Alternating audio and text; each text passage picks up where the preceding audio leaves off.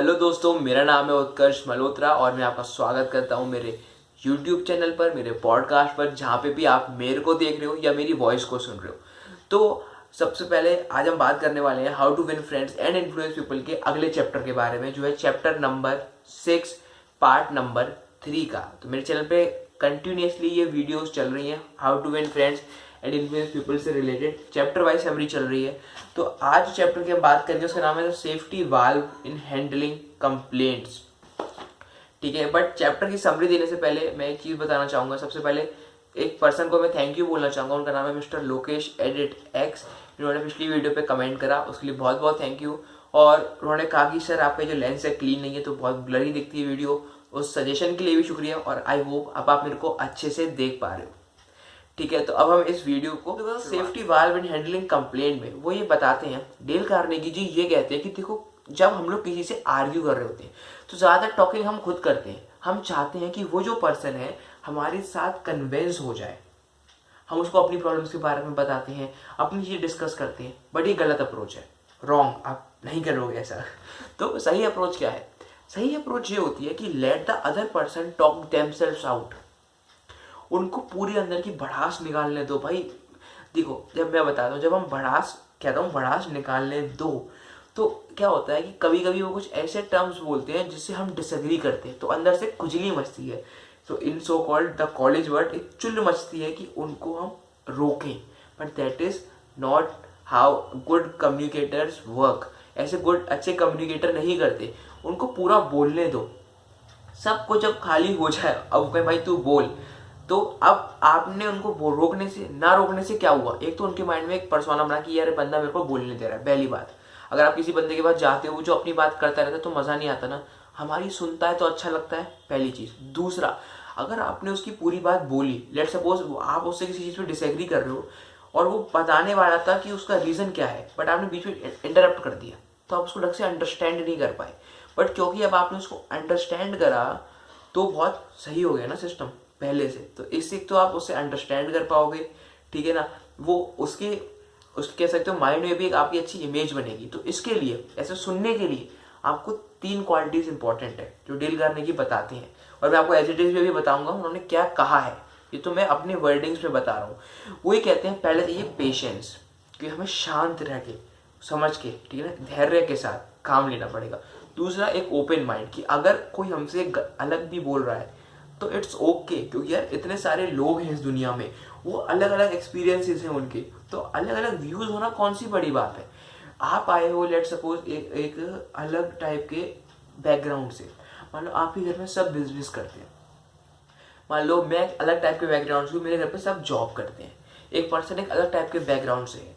तो अब ये अलग अलग टाइप के बैकग्राउंड से जो लोग आए हैं तो उनके अलग कह सकते हो व्यूज होना तो बहुत कॉमन है, बहुत ही ज़्यादा कॉमन है। So it is okay.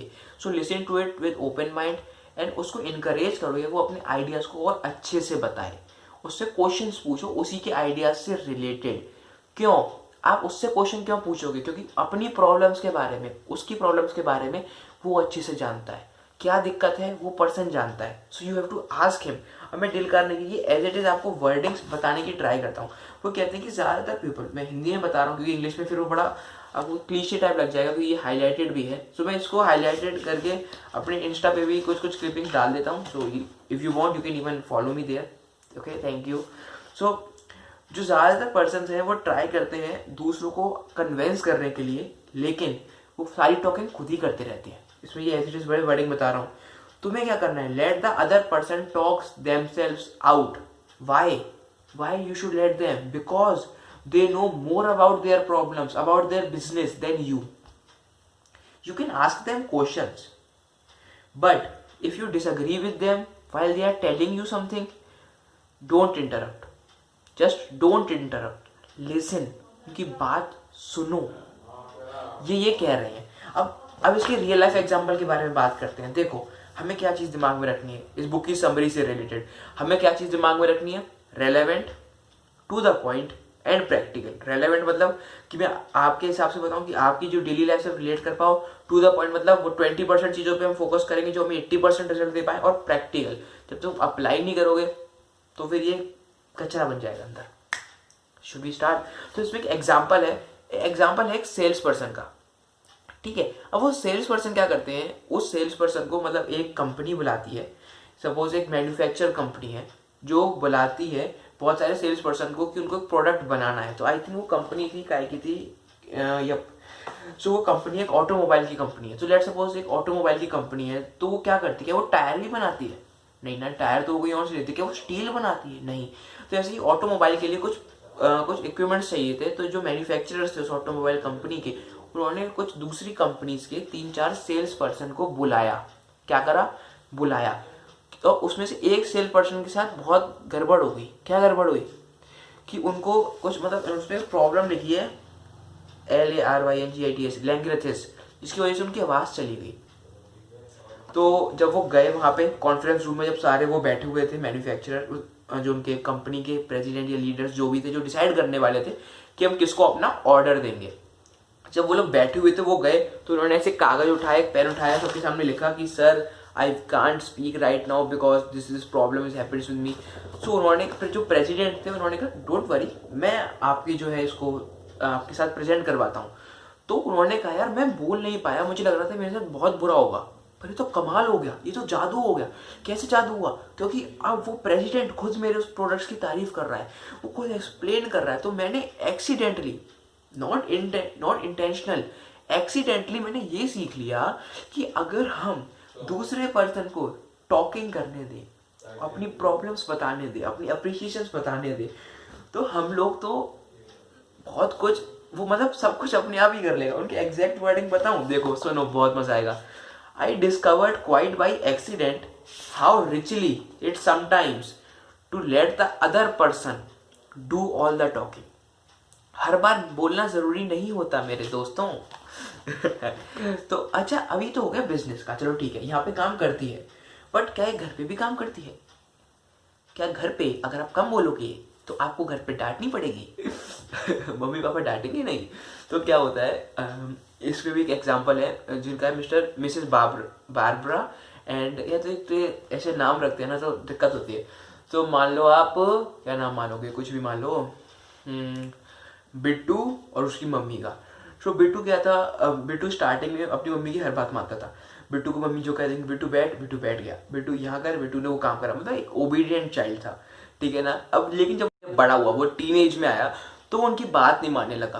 तो उसकी मम्मी उनसे बहुत परेशान हो गई। तो उन्होंने एक बार उनसे कहा कि तू क्यों मेरी बात नहीं मानता है, ये तो फॉरेन की बात है, इंडिया में होते तो मेरी बात नहीं मानेगा तू। ओके सॉरी, हाँ तो हम तो पढ़ाई की बात कर रहे थे। तो तू क्यों मेरी बात नहीं मानता है? तो उसने कहा देखो मेरे साथ में, तो उसने कहा आपको बताऊं? तो उन्होंने कहा हाँ बता। तो उन्होंने कहा देखो ये प्रॉब्लम्स है, मेरे को यहाँ करना होता है। तो उसकी मम्मी ने बोला कि मैंने पहली बार उसको सुना, मैं हमेशा उसको ऑर्डर करती थी यहाँ जाओ वहाँ जाओ ये करो, but I never listen to him which is most important. तो अब धीरे धीरे मैं उसकी बात सुनती हूँ, मैं उसको पूरी बात अपनी कहने देती हूँ। अब उससे हमारी रिलेशनशिप बहुत अच्छी हो गई है। तो बट अब उनके एग्जैक्ट वर्डिंग्स हैं, from that time I let him do all the talking he wanted. He tells me what is on his mind and our relationship has improved immeasurably. मतलब फिनोमिनल चेंज आ गए उनकी relationship में छोटी सी changes की वजह से, just by the power of listening and let the other person do all the talk. वैसे देखो ऐसा मैं खुद सोच रहा हूँ कि बोलने में पावर लगानी पड़ती है, लिसन करने में तो शांति से बैठे हैं सुन रहे हैं। तो it is also efficient for energy levels, ठीक है। तो एक सबसे अच्छा एग्जांपल पता है मेरे को किसका लगा, मिस्टर चार्ल्स टी क्यूबिलिस का। सो अब इनका एग्जांपल को मैंने लिखा भी है यहाँ पे अपनी नोटबुक में। चार्ल्स सर के साथ क्या सीन था, इनको एक जॉब के लिए जाना था, आई थिंक वो जॉब थी इंटरव्यू, हाँ तो उस पर था, एक्चुअली मैं कह रहा हूँ स्टोरी में भूल गई किस कंपनी के लिए उनको इंटरव्यू लेना था। एक एडवर्टाइजमेंट उन्होंने देखा कुछ, तो वो वहाँ पे अब गए इंटरव्यू देने। अब इंटरव्यू देने से पहले उन्होंने रिसर्च करके गए थे। रिसर्च कैसे करी उन्होंने देखा कि वो कंपनी का फाउंडर कौन है, अच्छा ये उसका फाउंडर है, उन्होंने उसकी थोड़ी स्टोरी पढ़ी। तो जब और लोग इंटरव्यू के लिए जा रहे थे तो बैठे हुए थे, यार इंटरव्यू में क्या पूछेगा, वो भी वहाँ पे बैठे हुए थे चार्ल्स सर। अब उनका इंटरव्यू का नंबर आ गया, चार्ल्स सर गए इंटरव्यू के लिए। तो उन्होंने इंटरव्यू को जाते ही बोला सर मैंने आपकी स्टोरी पढ़ी है, मैं अभी नेट पर रिसर्च कर रहा था, बहुत कमाल की कि आप सच में आपने इतने घंटे काम करा है, आपने ये करा है। तो उन्होंने कहा चार्ल्स सर ने कि देखो मेरे को पता है कि जब आप एक बहुत बड़ी कंपनी बना रहे हो, वॉल स्ट्रीट में बहुत फेमस थी शायद, तो सब लोग आपको आके, अगर आप अपने अर्ली डेज के बारे में बात करना, सबको अच्छा लगता है कि अब मैंने वहाँ से स्टार्ट करी। तो बंदा ना थोड़ा कह सकते हो इमोशनल तो नहीं, बट थोड़ा भावनाओं में बह गया बहुत ज़्यादा। उन्होंने बोला कि देखो मैंने अर्ली स्टार्टिंग में ऐसे करा था, मैंने इतने इतने घंटे काम करा है, ये प्रॉब्लम्स आई, मेरी सोसाइटी ने मेरे को मना करा, फिर भी मैंने अपने बिजनेस को छोड़ा नहीं, राइट नाउ मैं एक अच्छी पोजीशन पे हूँ। तो डेल कार्नेगी कहते हैं कि उस बंदे को बहुत राइट है, मतलब जो मालिक है कंपनी का, कि वो अपनी चीज़ें प्राउड कर पाए। और जो उस मालिक ने उसको उनको हायर भी कर लिया, चार्ल्स सर को, क्योंकि अब चार्ल्स सर ने कोई जवाब नहीं दिया, सबको टॉकिंग उस पर्सन ने करी। अगर आपने मेरी स्टोरी सुनी, उन्होंने खुद बताया कि देखो मैं इतने घंटे काम करता था, उन्होंने इतने ये करा, मैंने ये प्रॉब्लम फेस करी। चार्ल्स सर ने सिर्फ सुना अपने इंटरव्यू में। तो कमाल का इंटरव्यू है। तो अगर आप कभी जा रहे हो, या आप कह सकते हो यूज कर सकते हो, कि आप जिस भी कंपनी में जाओ, may be you can research a little bit about their founder, को फाउंडर एंड समथिंग समथिंग, वो क्या पता आपको बहुत हेल्प मिल जाए उससे, आई होप। ठीक है ना। तो ये ऐसी बहुत सारी कहानी है। एक है मिस्टर रॉय की, जिनको उनके एक कंपनी के एक अच्छा एम्प्लॉय चाहिए था, पर वो कोई के ना प्रीमियम बेनिफिट जैसे हेल्थ इंश्योरेंस, ये पेंशन, ये सब नहीं दे पा रहे थे। तो उन्होंने बस एक चीज़ बोली कि देखो आपको यहाँ पे थोड़ा सेल्फ एम्प्लॉयमेंट वाली फील आएगी, आपको ये पर्क है।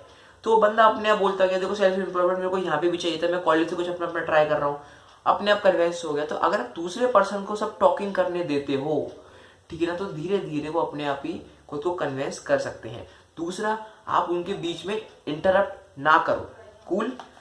इसमें एक बहुत सही क्योट है, देखो, if you want enemies excel your friends, if you want friends let your friends excel you.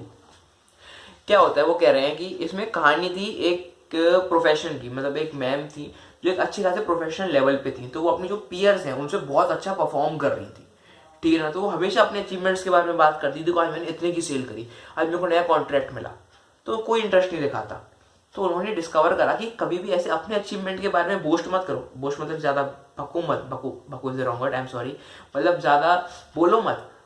दूसरों के भी पास भी अचीवमेंट्स हैं, दूसरों के पास भी कुछ अच्छा है जो आपको बोलना चाहते हैं, लिसन टू देम, ठीक है। तो ये कह रहे हैं इफ़ यू वांट एनिमीज, अगर आपको दुश्मन चाहिए तो अपने दोस्तों को एक्सेल कर जाओ। एक्सेल कर जाओ मतलब ये नहीं कि लाइफ में एक दूसरे को कंपेयर कर रहे हो, मतलब कि हमेशा अपने बारे में बात करो, हमेशा अपने अचीवमेंट्स के बारे में बात करो।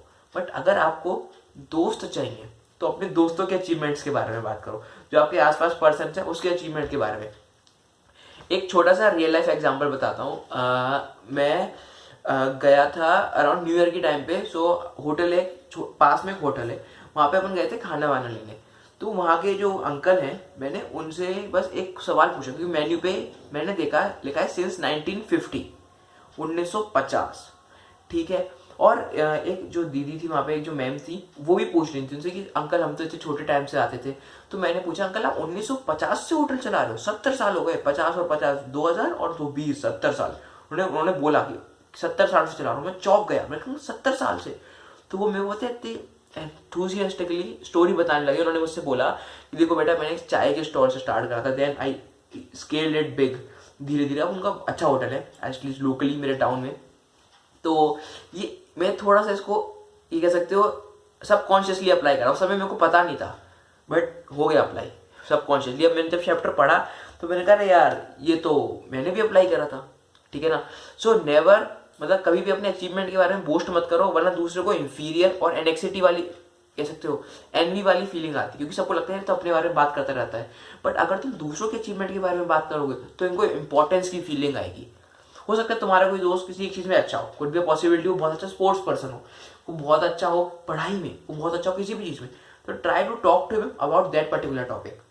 Okay, so this is the whole video. I hope you like it. Thank you very much. अगर आपने यहाँ तक देखा, अगर आप कुछ भी वैल्यू ऐड हुआ हो तो प्लीज़ मुझे बताना, मेरे को बड़ा अच्छा लगता है सुन के। Thank you, bye bye.